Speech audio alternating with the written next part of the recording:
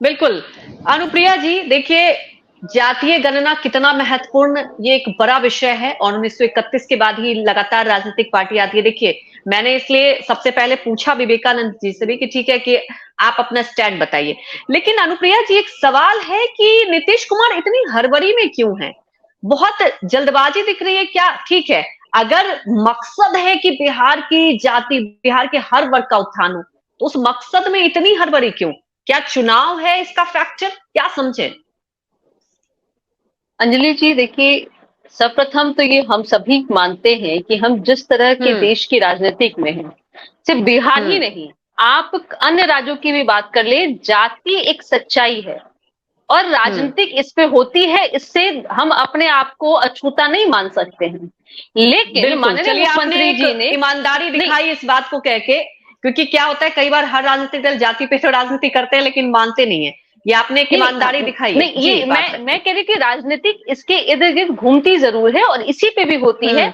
तभी तो देश के आदरणीय प्रधानमंत्री मोदी जी ने कहा कि मैं पिछड़ा हूं, हम्म। क्योंकि जब देश के प्रधानमंत्री अपनी जाति की बात कर रहे हैं तो आप कैसे कह सकते हैं कि अन्य दल जो है कि अपनी आप को राजनीतिक से या कास्ट के राजनीति हम्म। से पीछे कर सकती है। लेकिन जहां हम्म। विषय हमारे राजनीतिक दल की है, और मैं कहती हूं कि जब माननीय मुख्यमंत्री जी ने शुरू से कहा है हम्म। कि हम हम्म। वोट की चिंता नहीं करते, हम वोटरों की चिंता कहते हैं।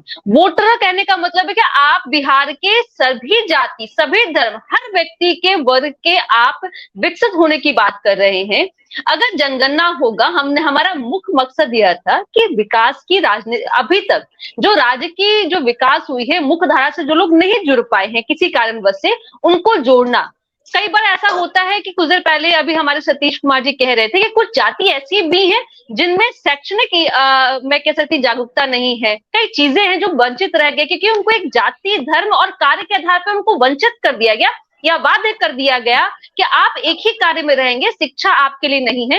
तो इस संदर्भ में है कि ये हमारा एक व्यवस्था ऐसा बना है, लेकिन सरकार होने के नाते हमारा दायित्व यह होता है कि हम सभी के विकास की बात करें और चौतरफे विकास की बात करें।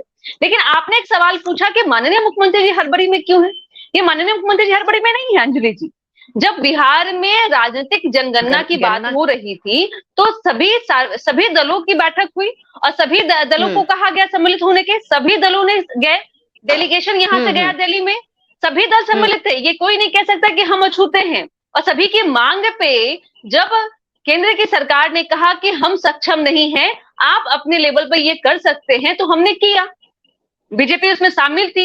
लेकिन आज जब हम लोग कहते हैं कि हम लोग जाति गणना जब शुरू किए तो पर्दे के पीछे से भाजपा के लोग जो हैं, इसमें इनको समझ में आ गया है कि बिहार में वो समाज जो अभी भी पिछड़ा है और जिनको इन्होंने वोटरों के रूप में इस्तेमाल किया है, कभी भी उनके विकास की बात नहीं की है, तो उनको कैसे वो सरकार, उसका जो तरक्की हो जाएगा तो हमसे वो अछूता रह जाएगा। तो इन्होंने पीठ पीछे कई लोग ऐसे जो भाजपा से सम्मिलित है, आरएसएस के लोग हैं, उन्होंने पिटीशन दायर किया कोर्ट में और चैलेंज किया कि नहीं होनी चाहिए। और आश्चर्य यह होता है वैसे ही लोग हैं जिनका बिहार से कोई ताल्लुकात नहीं रखते हैं।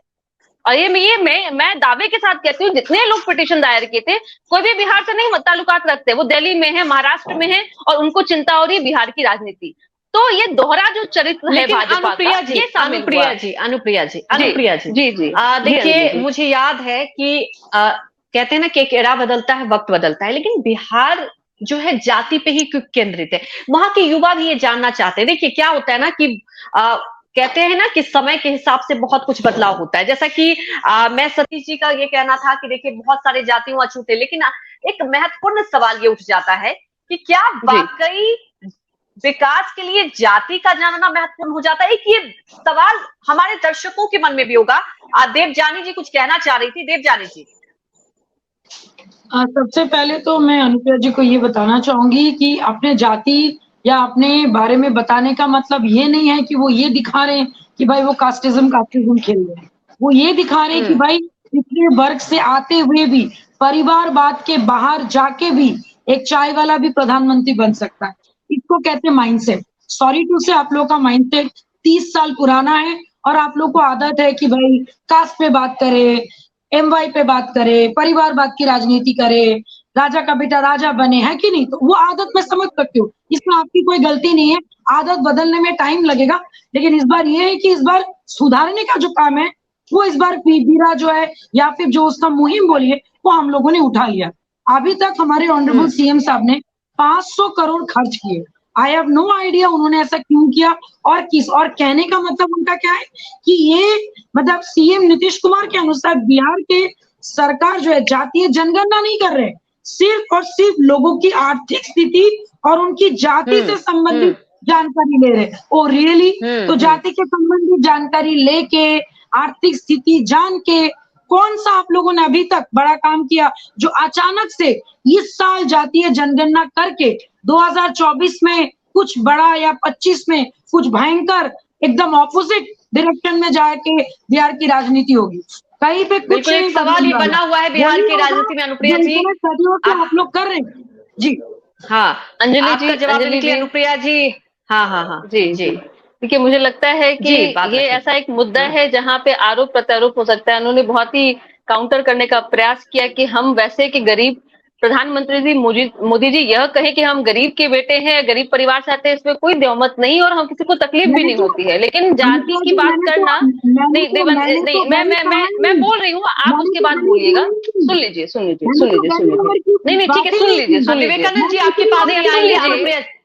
डायनेस्टी मस्ट क्विट इंडिया, हमने इस बात की परिवार नहीं सुन लीजिए, करना पड़ेगा, मैंने इसकी बात नहीं परिवारवाद इंडिया, मैंने उसकी देवयानी जी पहले बात सुन लीजिए पूरी जी। अनुप्रिया जी बोलिए। परिवारवाद की बात अगर लोजपा के नेता करे तो आश्चर्य होता है, और परिवारवाद की बात अगर भाजपा में बैठे लोग भी कहे, देखिए मैं फिर कहती हूँ, दरकिनारा कोई नहीं कर सकता है कि इस देश में जाति और परिवारवाद, ये कोई भी पार्टी अपने दल को अलग नहीं कर सकता। मैं फिर कहती हूँ कि सवाल बहुत होंगे, जब सवाल आप उठा रहे हैं तो ये समझिए सवाल आप पे भी उठेंगे। बिल्कुल, अमित शाह जी की जो मैं भी समर्थन करती हूँ, जय शाह जी, देखिए मैं परिवारवाद के तहत गए हैं।